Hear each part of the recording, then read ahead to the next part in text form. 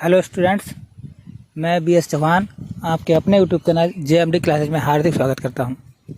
आज की क्लास कक्षा 11 के विद्यार्थियों के लिए है, जिसमें सामान्य और साहित्यिक हिंदी को सम्मिलित किया गया है।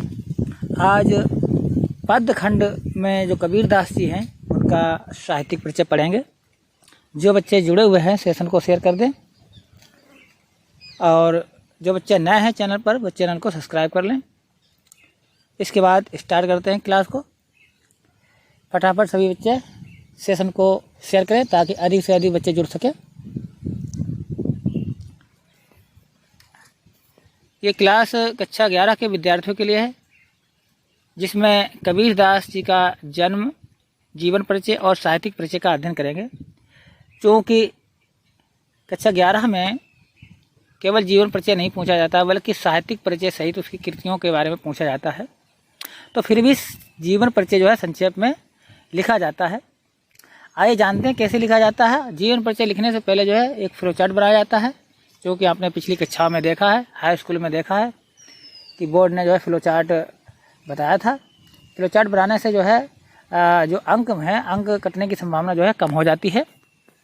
तो आइए चलते हैं अपने टॉपिक पर। कबीरदास जी के साहित्यिक परिचय पर अध्ययन करेंगे। और जो बच्चे जुड़े हुए हैं सेशन को शेयर कर दें। आइए स्टार्ट करते हैं आज की क्लास। आज की क्लास कक्षा 11 के विद्यार्थियों के लिए है, इसमें पद्य खंड के अंतर्गत आज हम सामान्य हिंदी और साहित्यिक हिंदी, जो बच्चे चाहे 60 के हों या 8-60 के हों, 60 बच्चों के लिए सामान्य हिंदी होती है, और जो 8-60 के बच्चे होते हैं उनके लिए साहित्यिक हिंदी होती है। कोर थोड़ा साहित्यिक हिंदी का बढ़ा हुआ होता है और सामान्य हिंदी का छोटा होता है। तो इसके अंतर्गत आज हम कबीरदास जी का जीवन परिचय यानी साहित्यिक परिचय का अध्ययन करेंगे। आइए देखते हैं कबीरदास जी के जीवन परिचय को। कबीरदास जी एक महान संत, कवि और प्रसिद्ध समाज सुधारक थे। इनका संपूर्ण जीवन समाज की भलाई में ही व्यतीत हुआ। आइए इनके संक्षिप्त जीवन परिचय के साथ साथ इनके साहित्यिक परिचय को समझते हैं।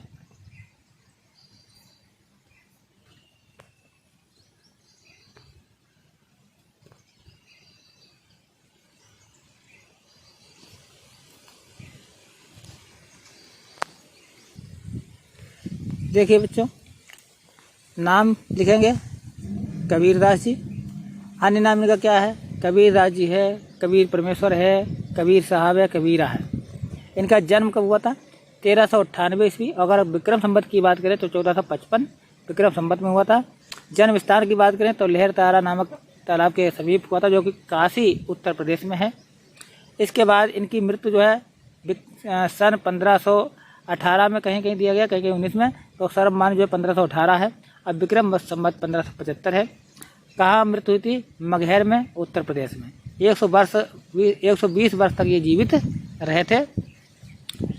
और इनकी जो शिक्षा थी ये बिल्कुल पढ़े लिखे नहीं थे।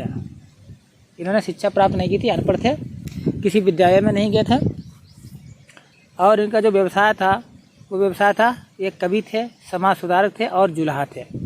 माता पिता का नाम, क्योंकि इनका पालन पोषण जो है नीरू और नीमा नामक जुलाहा नामक दंपति ने किया था, तो इसलिए इन्हीं को ये अपना माता पिता मानते थे। इनके गुरु का क्या नाम था? रामानंद था। और इनकी जो मुख्य रचनाएं हैं वो मुख्य रचनाएं इस प्रकार हैं। इसमें साखी, शबद और रमैनी, ये 3 हैं जो कि बीजक के अंतर्गत दी गई हैं। इसके अलावा इन्होंने कबीर दोहावली, कबीर शब्दावली, अनुराग सागर और अमर मूल आदि रचनाएं भी लिखी हैं। और इनकी जो भाषा है, अवधी भाषा है, सतुकड़ी है, पंचमेल खिचड़ी है। सतुकड़ी भाषा या पंचमेल खिचड़ी ये दोनों एक ही है। तो इन्होंने अपनी जो भी ये भाषाएं लिखी हैं उसमें सबसे ज़्यादा जो है पंचमेल खिचड़ी भाषा का ही प्रयोग किया गया है। पंचमेल खिचड़ी इसलिए कहते हैं क्योंकि इन्होंने विभिन्न समाज में बैठ कर के, साधु संन्यासों में बैठ कर हर जगह गए, और हर जगह की भाषा का प्रयोग इनकी भाषा में देखने को मिलता है, इनकी रचनाओं में देखने को मिलता है। हर प्रकार की भाषा, प्रत्येक जाति धर्म समुदाय की भाषा इनकी रचनाओं में देखने को मिलती है। इसलिए इनकी भाषा को हम सतुकड़ी भाषा इसलिए कहते हैं क्योंकि ये साधुओं की संगति में दिख रहे हैं और विभिन्न वर्गों की भाषा होने के कारण इसको हम पंचमहल खिचड़ी के नाम से जानते हैं। तो ये था इनका संक्षिप्त जीवन परिचय, जो कि ये फ्लो चार्ट के माध्यम से इसमें दर्शाया गया है। तो ये फ्लो चार्ट आपको बनाना है, ठीक है बच्चों।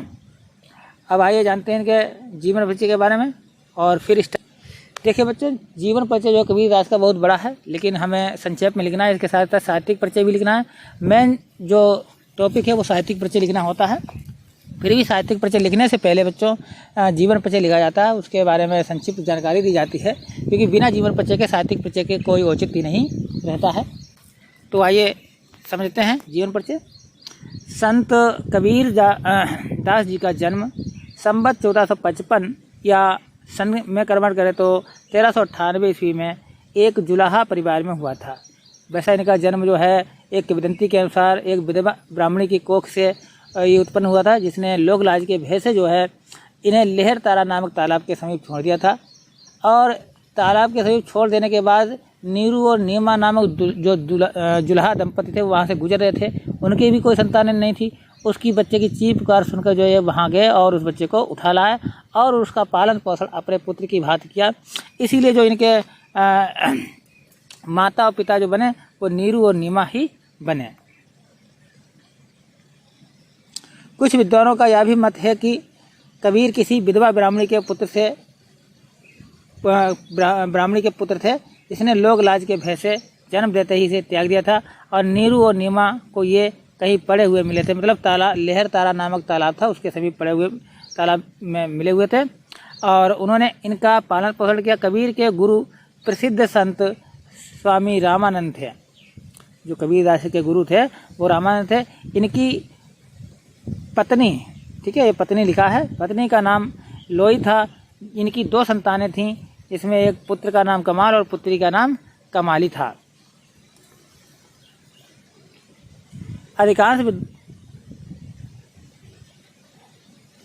विद्वानों के अनुसार कबीर 1518 ईस्वी में मगहर में स्वर्गवासी हो गए थे, यानी 1518 में इनकी मृत्यु हो गई थी। ये कहानी बहुत लंबी है बच्चों, लेकिन फिर भी हमें संक्षेप में जीवन परिचय लिखना है, क्योंकि समय का भी ध्यान रखना है। तो जीवन परिचय ये हो गया है। अब इसके साथ जो मेन विषय था, जो कि परीक्षाओं में प्रश्न पूछा जाता है कि किसी एक कवि का साहित्यिक परिचय देते हुए उसकी रचनाओं का उल्लेख कीजिए। तो अब यहाँ पर मेन पॉइंट आता है साहित्यिक परिचय। आइए देखते हैं इनके साहित्यिक परिचय को कैसे लिखा जाता है, और सभी बच्चे इसको नोट करते जाएं। और यदि आप इसकी PDF प्राप्त करना चाहते हैं तो इसकी PDF टेलीग्राम पर अपलोड कर दी जाएगी, तो वहाँ से आप डाउनलोड कर सकते हैं। और टेलीग्राम की ID है, सभी बच्चे ID नोट कर लें। इसकी जो ID है क्या है यहाँ पर नोट कर लें, टेलीग्राम की ID। अगर टेलीग्राम ऐप डाउनलोड है तो आप सर्च कर सकते हैं JMDCT, ये सर्च कर सकते हैं और आपको यहाँ पर PDF प्राप्त हो जाएगी। अब आइए देखते हैं साहित्यिक परिचय। देखिए बच्चों, कबीर पढ़े लिखे नहीं थे, उन्होंने स्वयं ही कहा है, ये बात उन्होंने स्वयं स्वीकार की है कि मैं पढ़ा लिखा नहीं हूँ। के माध्यम से प्रकट किया, उन्होंने बताया कि मस कागज छयो नहीं, मस कागज छयो नहीं, कलम गयो नहीं हाथ। यानी मस माने मैंने, कागज माने कागज को, छुआ माने स्पर्श नहीं किया है, मैंने कागज को स्पर्श भी नहीं किया। कलम माने कलम, गयो माने गही या ली, नहीं हाथ माने हाथ में, और मैंने कलम को हाथ से पकड़ा भी नहीं। कहने का तात्पर्य है कि इस दोहे का अर्थ ये निकलता है कि कबीर बिल्कुल ही पढ़े लिखे नहीं थे, लेकिन इन्होंने किसी विद्यालय में शिक्षा ग्रहण नहीं की, लेकिन इनकी जो शिक्षा थी वो अलौकिक थी, अपरंपार थी।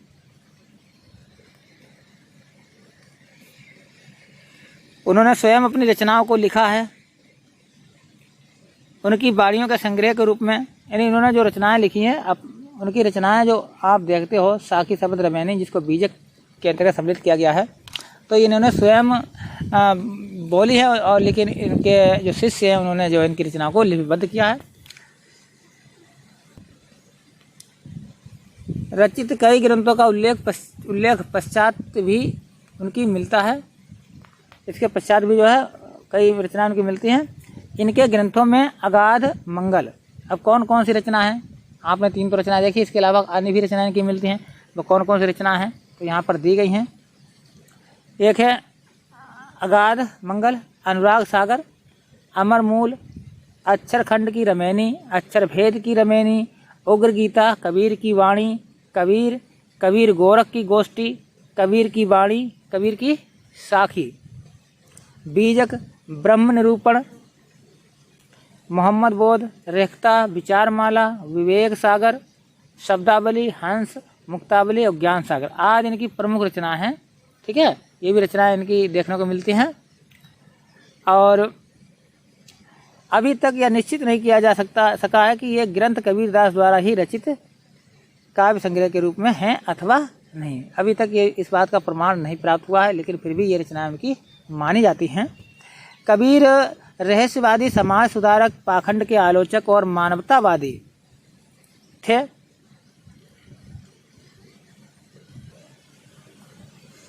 समानतावादी कवि थे। इनके काव्य में 2 प्रवृत्तियां मिलती हैं, एक में गुरु एवं प्रभक्ति, विश्वास, धैर्य, दया, विचार, क्षमा, संतोष आदि विषयों पर रचनात्मक अभिव्यक्ति की है इन्होंने, और दूसरी में जो है धर्म, पाखंड, सामाजिक कुरीतियों आदि के विरुद्ध आलोचनात्मक अभिव्यक्ति देखने को मिलती है। यानी इन्होंने इनका विरोध किया है कि जो पाखंड है, धर्म के विरुद्ध जो पाखंड किया जा रहा है, जो सामाजिक कुरीतियाँ हैं जिनसे समाज में एक गलत संदेश जाता है, उन कुरीतियों को दूर करने के लिए इन्होंने समाज को सुधारने के लिए प्रयास किया था। तो ये था इनका साहित्यिक परिचय। अब इनकी जो प्रमुख कृतियाँ हैं उन पर भी चर्चा कर लेते हैं। कबीर की वाणियों का संग्रह, कबीर की जो वाणियाँ हैं उनका संग्रह है, जिसे बीजक के नाम से जानते हैं, के नाम से प्रसिद्ध है, जिसका संकलन इनके शिष्य धर्मदास ने किया था। इसके 3 भाग हैं। जो बीजक ग्रंथ है इसके 3 भाग हैं। आइए देखते हैं कौन कौन से 3 भाग है। एक है साखी, दूसरा रमैनी, तीसरा शब्द। साखी है, कबीर की शिक्षा और उनके सिद्धांतों का निरूपण अधिकांशतः साखी में हुआ है और इसमें दोहा छंद का प्रयोग हुआ। जितनी भी साखियाँ हैं किस छंद का प्रयोग हुआ है, दोहा छंद का इसमें प्रयोग हुआ है। दूसरा है शब्द, इसमें कबीर के जी के गए पद संग्रहित हैं और गए पद होने के कारण इनमें संगीतात्मकता पूर्ण रूप से विद्यमान है। इन पदों में कबीर के अलौकिक प्रेम और उनकी साधना पद्धति की अभिव्यक्ति की गई है। यानी अलौकिक प्रेम और साधना पद्धति है जिसके द्वारा परमात्मा को प्राप्त किया जा सकता है, उसका उल्लेख यहाँ पर किया गया है। और तीसरी है रमैनी, इसमें कबीर के रहस्यवादी दार्शनिक विचार व्यक्त हुए हैं और इसकी रचना चौपाई छंद में हुई है। ये था कबीर दास जी का साहित्यिक परिचय। बच्चों, वीडियो कैसा लगा है? अगर वीडियो अच्छा लगा हो तो कमेंट बॉक्स में बताएं और लाइक करें। अगर कोई त्रुटि रह गई हो तो उसके लिए भी आप कमेंट करें, उस कमी को हम सुधारेंगे। तो अब मिलते हैं नेक्स्ट वीडियो में। नेक्स्ट वीडियो आएगा कबीर दास जी की साखी, जो कि कक्षा 11 में दी गई है। उसका वीडियो आपको जल्द ही मिलेगा। आइए चलते हैं, मिलते हैं अपने नेक्स्ट वीडियो में। तब तक के लिए धन्यवाद।